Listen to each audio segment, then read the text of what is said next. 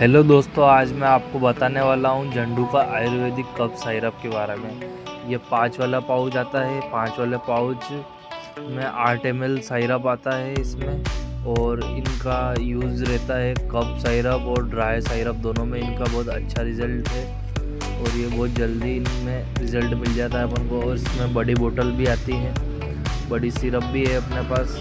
और इनका डोज की बात करूँ मैं तो अडल्ट के लिए 10-10 ml 3 टाइम ले सकते हैं। और आप बहुत अच्छा रिज़ल्ट है इन दवाई का। और इसके ये आयुर्वेदिक होने के कारण इसका कोई साइड इफ़ेक्ट भी नहीं है। ये बिना साइड इफ़ेक्ट वाली सिरप है। ओके, धन्यवाद।